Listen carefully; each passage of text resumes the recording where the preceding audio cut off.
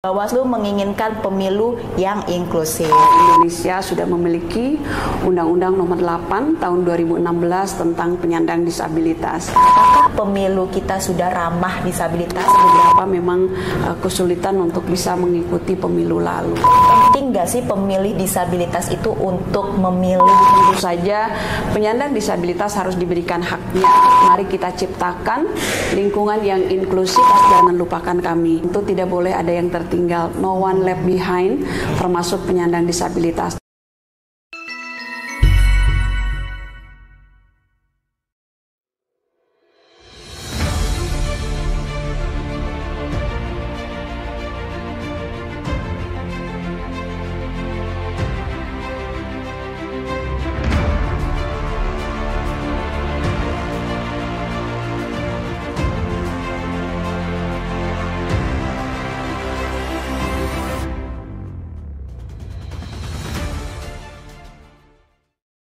Assalamualaikum warahmatullahi wabarakatuh. Shalom, Om Swastiastu, Namo Buddhaya, Salam Demokrasi.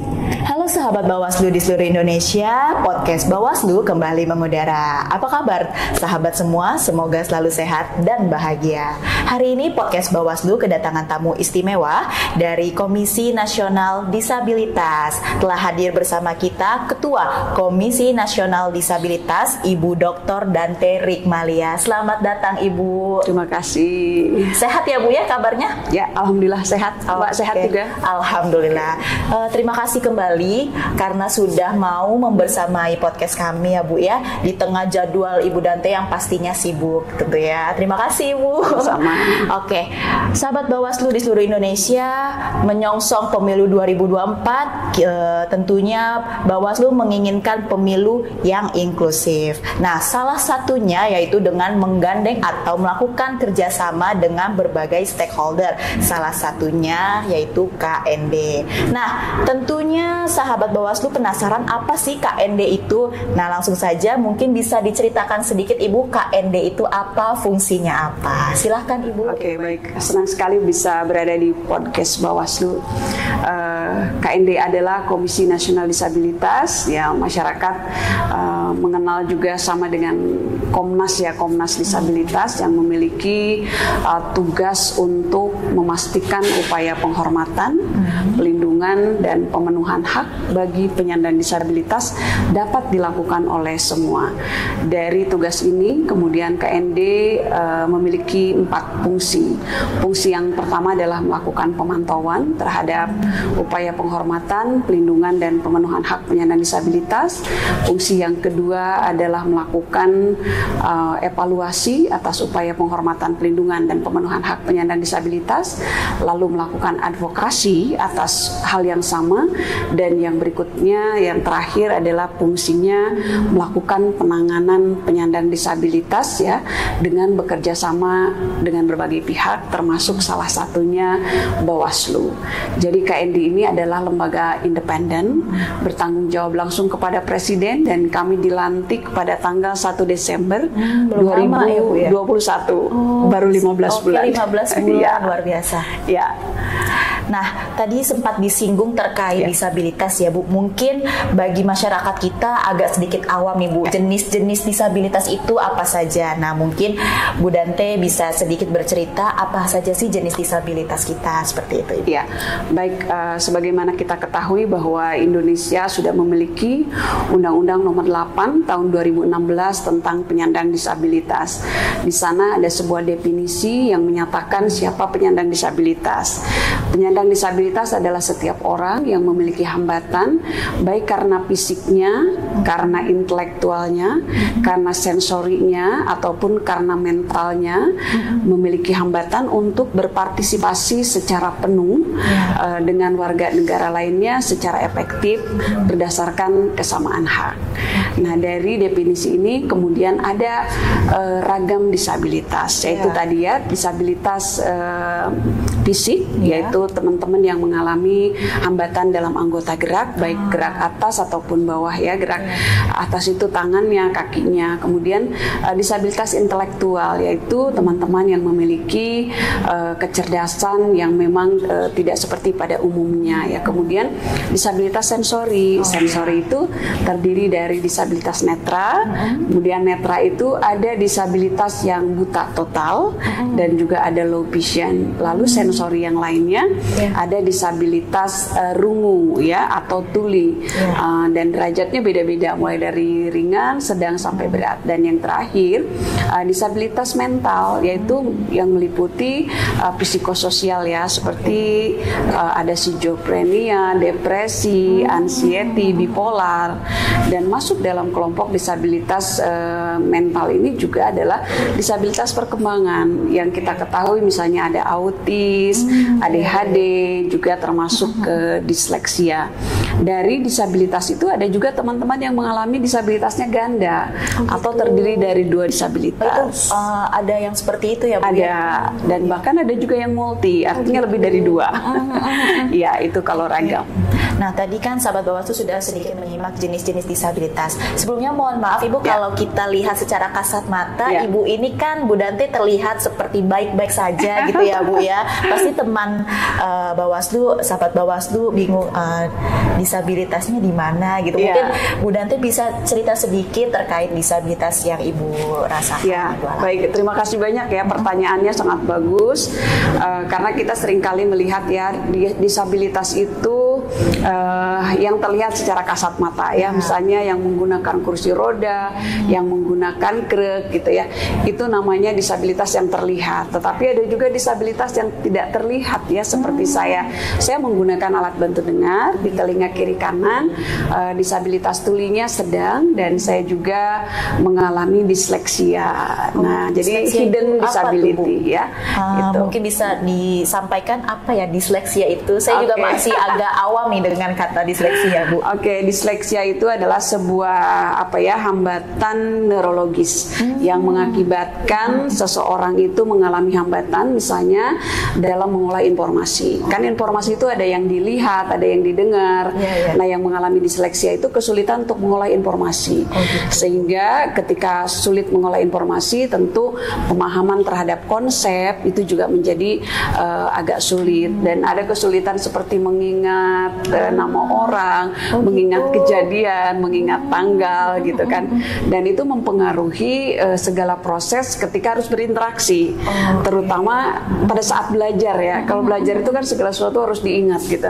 Nah, itu sulit berat gitu. Kalau disabilitas tulinya bisa terbantu dengan menggunakan alat bantu dengar, dan juga saya menggunakan ini.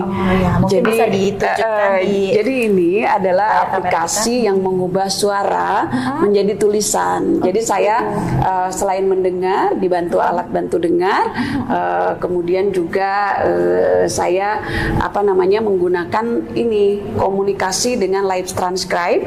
Ketika ada suara itu dirubah menjadi tulisan, dan saya juga membaca gerak bibir. Gitu.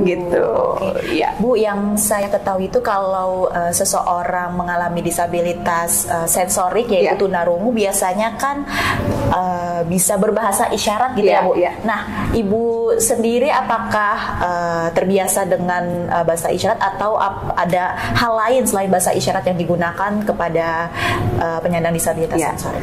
Ya, bahasa isyarat itu adalah salah satu cara teman tuli untuk berkomunikasi ya. Tetapi tidak semua teman tuli memiliki kemampuan untuk bahasa isyarat.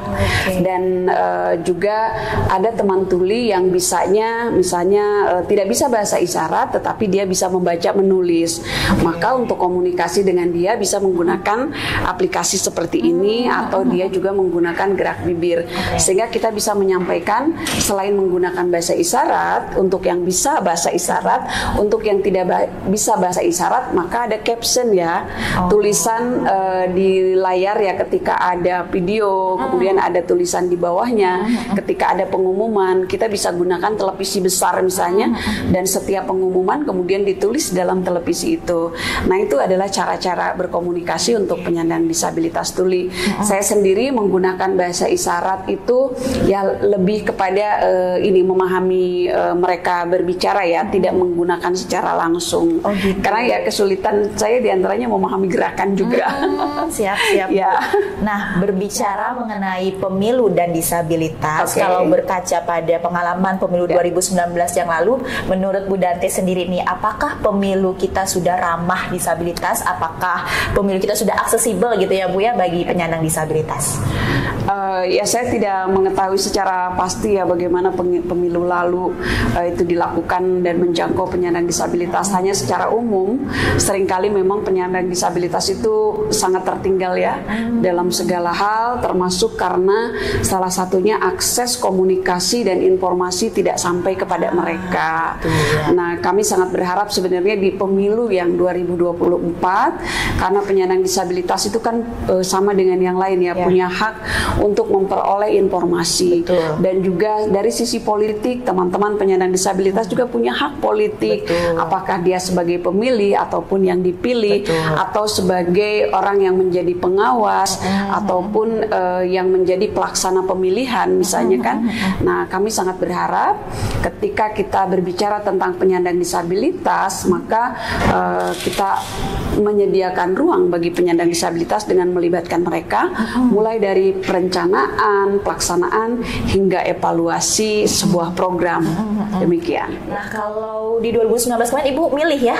Ya, memilih. Nah, kalau boleh diceritakan sedikit, apakah TPS waktu saat Ibu Dante menyalurkan suaranya, apakah itu sudah aksesibel Bu menurut Ibu? Iya, karena saya tidak punya hambatan dalam gerak ya.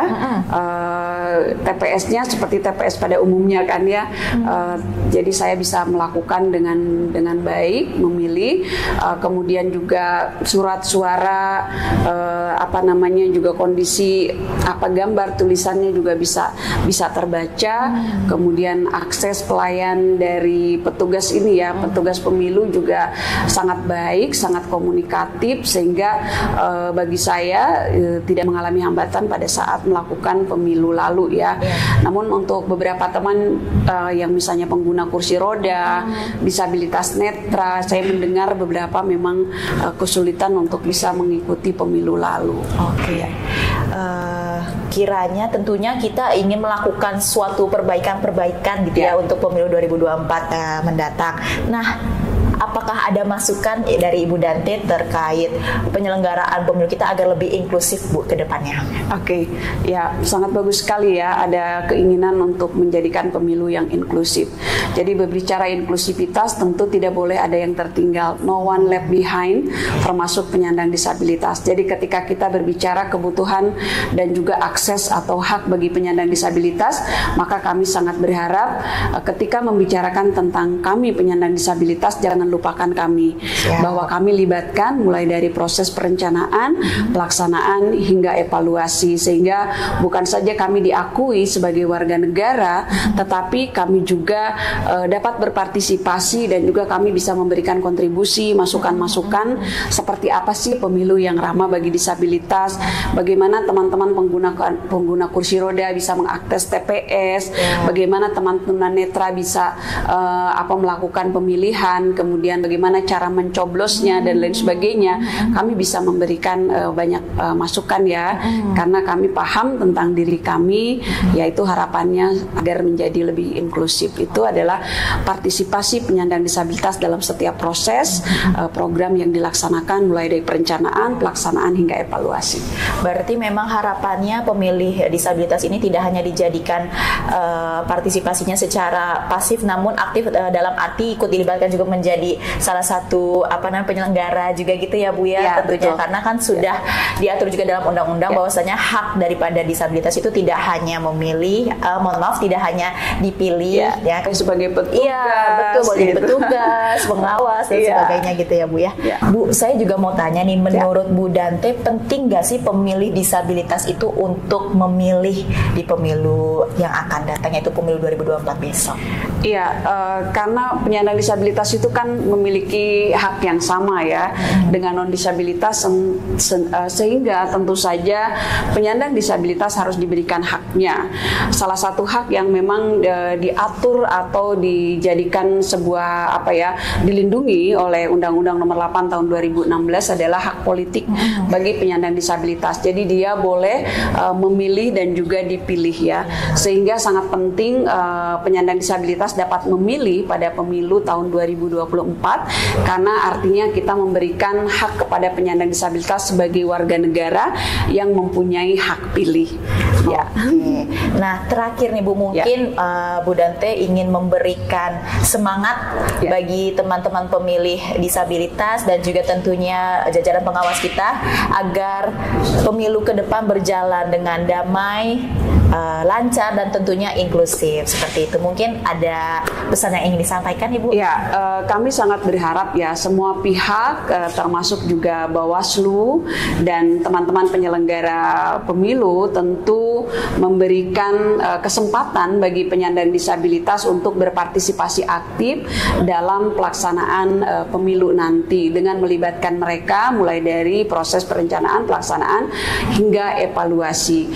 Pemberian hak bagi penyandang disabilitas dalam aspek politik ini menempatkan penyandang disabilitas memiliki hak yang sama yang dengan non disabilitas, sehingga ini sangat penting bagi kami penyandang disabilitas untuk bisa memberikan hak pilih kami ya, sehingga kami pun bisa memilih ya siapa yang menurut kami pantas untuk kami pilih, dan kami bisa memberikan kontribusi terkait banyak hal, sehingga harapannya kepada semua pihak, mari kita ciptakan lingkungan yang inklusif bagi semua, termasuk bagi penyandang disabilitas, memberikan akomodasi yang layak bagi penyandang disabilitas, agar penyandang disabilitas bisa mengakses informasi tentang pemilu dan mereka bisa mendapatkan apa yang didapat oleh non disabilitas, sehingga mereka memiliki pengetahuan, pemahaman terkait dengan kepemiluan, termasuk siapa yang akan mereka pilih dan mereka akan menentukan oleh siapa yang akan mereka pilih, dan itu sangat penting bagi kami. Kemudian aksesibilitas yang lainnya yang diperlukan bagi penyandang disabilitas, mulai dari aksesibilitas non fisik ya. Non fisik itu artinya keramah tamahan, kemudian sikap, bagaimana berkomunikasi, bagaimana berinteraksi, itu perlu dipahami. Dan juga aksesibilitas non fisik, aksesibilitas fisik maaf ya. Kalau fisik itu kan berupa misalnya teman-teman penyandang disabilitas yang menggunakan kursi roda bisa akses ke jalan menuju misalnya tempat sosialisasi tentang pemilu dan juga sampai kepada TPS, dan mereka bisa nyaman untuk melakukan pemilihan. Demikian harapannya. Nah, tadi menarik terkait ulasannya Bu Dante terkait akomodasi yang layak. Okay. Nah, harapannya gimana nih Bu terhadap penyelenggara pemilu terkait pengakomodasian yang layak untuk disabilitas itu sendiri? Ya, akomodasi yang layak itu kan maknanya adalah segala bentuk penyesuaian agar penyandang disabilitas itu dapat mengikuti, menikmati seluruh proses apa yang dilakukan atau diterima oleh yang lain, sehingga dia bisa berkontribusi secara penuh, mendapatkan haknya secara penuh. Jadi akomodasi yang layak itu tadi bisa berupa misalnya fasilitas ya, fasilitas fisik, fasilitas pendukung untuk berbagai ragam disabilitas. Ada penyandang disabilitas yang misalnya tuli, maka ketika dia berkomunikasi bisa disediakan salah satunya juru bahasa isyarat atau transcribe ya, berbentuk caption, ataupun misalnya petugas itu ramah memberikan misalnya ketika komunikasi sulit bisa menuliskan pesan gitu kan, kemudian berbicara dengan gerak bibir yang jelas. Penyandang disabilitas netra bisa diberikan akomodasi misalnya ketika dia mendapatkan informasi ada gambar, kemudian dia juga bisa mendengarkan gambar itu apa sih gitu maknanya, deskripsinya apa, karena kan dia tidak bisa ngelihat. Jadi kalau ada tayangan-tayangan harus dirubah menjadi deskripsi gitu kan. Nah, itu disebut sebagai akomodasi yang layak bagi penyandang disabilitas. Dan tentunya ini bukan hanya PR bagi penyelenggara pemilu, namun juga peserta pemilu ya Bu ya. Saya baru menyadari kan sebentar lagi akan ada aktivitas tahapan kampanye, di mana kalau kampanye itu kan biasanya calon-calon itu suka memasang baliho dan sebagainya ya. Nah, apakah sepengamatan Ibu itu sudah ramah terhadap disabilitas, apalagi disabilitas sensori tunanetra ya Bu ya? Ya, jadi ketika misalnya ada dipasang itu tentu disabilitas netra yang total buta total agak kesulitan ya untuk bisa mengakses ya di daerah ini, misalnya dipasang baliho apa gitu, kemudian tulisannya apa, sehingga harus dicari alternatif lain ketika misalnya seorang calon itu mau mengkampanyekan kepada masyarakat termasuk penyandang disabilitas, harus dicari cara bahwa penyandang disabilitas netra nggak bisa melihat gambar tetapi dia bisa mendengarkan penjelasan, bahwa disabilitas tuli misalnya nggak bisa mendengar secara utuh ataupun tidak bisa mendengar informasi secara lisan, maka harus ada bentuk yang berupa tulisan. Untuk ragam disabilitas misalnya fisik yang lain misalnya atau disabilitas intelektual, bagaimana cara mengkomunikasikannya gitu kan, di cara komunikasi yang sederhana, kemudian tidak menggunakan kata-kata yang sulit, kemudian hal-hal yang informatif yang bisa diterima oleh teman-teman disabilitas intelektual itu perlu dipikirkan bagaimana caranya. Siap. Terima kasih Bu Dante atas banyaknya penjelasan terkait bagaimana supaya pemilu 2024 ini inklusif, ramah dan aksesibel bagi penyandang disabilitas. Terima kasih atas kesediaannya Ibu. Sama-sama. Mungkin kita bisa akhiri percakapan kita dengan slogan Bawaslu Ibu ya. Oke. Gimana tuh? Bersama rakyat awasi pemilu, bersama Bawaslu tegakkan keadilan pemilu. Mungkin bisa sambil ini ya. Oke. Bersama rakyat awasi pemilu, bersama Bawaslu tegakkan keadilan pemilu. Terima kasih Ibu.